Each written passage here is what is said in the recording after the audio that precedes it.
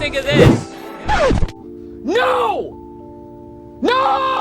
Confused players, a feeling so familiar has probably rushed through you right about now, reminiscent of maybe somebody who has betrayed you deeply in the past and in grotesque fashion, similar to maybe a past lover who led you to the abyss, or conversely, when you ask for that barbecue sauce from Wendy's and then the bitch at the window who knows you just ordered a 10-piece nugget promises that it's in the bag, and then you're like, thank you, Mr. Bitch, I believe you, and you become Mr. Bitch with no sauce. A tale as old as time. You know, in the way that those things are very much related to each other in terms of betrayal is the same way Marvel and Sony plans to potentially betray us. How so, you ask players? Well, apparently Spider-Man 4 might potentially take place on Battleworld. Now, I should say this is a rumor, so take it with a grain of salt, but the fact that this could be a possibility, that it's even in the ether, is very much worrying to me for a couple different reasons. First off, if you're unfamiliar with what Battleworld is, it's basically different parts and pieces of worlds from the multiverse, all patched together by God Emperor Doom into one planet with Johnny Storm as the sun. Pretty wild, right? Highly recommend. These pieces were referred to as domains unto themselves, and we explored some of those domains with all the Secret Wars tie-ins. There were some cool stories to come out of it, like the continuation of Old Man Logan. Hugely recommend on account of it just being super badass. We got this kind of, I'd say, anthology series, Secret Wars Journal. It was like a 5-issue series with different stories, like one where Daredevil is like this insane chef, and then one where Wolverine is a detective. Shit, we even got to see Colossus as a werewolf. Metal Werewolf is super peak, but in particular for Spider-Man, there was the Renew Your Vows storyline, which some people have pitched as inspiration for where they can take Spider-Man 4 if they have it take place on Battleworld. Renew Your Vows was a great story by Dan Slott, believe it or not, about an alternate universe Peter who was still married to MJ and they had a daughter named Annie. They lived in hiding from a tyrant who ruled over their domain. This mofo's name was Regent, who stole the X-Men's powers and used those powers to defeat the Avengers. I guess we know who would win in that case. There was a lot of good angles and the family dynamic brought a lot of tension to when things went down. Crazy, right? But we are severely not there yet, players. Number one, this screams like a Sony cash grab wet dream, another multiversal Spider-Man movie where they could not only benefit off of requiring some MCU characters to get thrown into the mix, other than Daredevil that is, but potentially interject some of their horrible characters into the movie, totally compromising the story, and or retread bringing back Andrew and Toby because they know that prints money, of course, but ignoring the fact that it would severely diminish the luster of their original return and surely diminish their return in either Doomsday or Secret Wars, whichever they're coming back for. Plus, you're taking away the attention of your main Spider-Man, all for the sake of making more money. But it's a Spider-Man film, the first Spider-Man 4. You're going to make money, a lot more than you probably have in a while, so chill out. Number two, we had an amazing ending with No Way Home. Like, just because it's been 4 years in real life doesn't mean it's been 4 years in the MCU. We need time to sit with Peter in this new life that was set up in that ending to soak in the destitution and breathe in the distress of an isolated Peter Parker in a world that's completely forgotten him, where Spider-Man is his only solace. I'm talking a Spider-Man Homecoming spiritual successor on steroids, okay? Spider-Man Homecoming was so good because it wasn't as fascinated with the MCU at large as it would lead you to believe, okay? I can't lie and say it wasn't a big selling point of the movie. You know, finally Spider-Man is in a universe where he can have interactions with other heroes and be a part of big events like Infinity War and now Secret Wars, be a part of the main canon, you know, the sacred timeline, if you will. But it's very much about him carving his pocket of the universe as the hero for the little guy, something the Avengers couldn't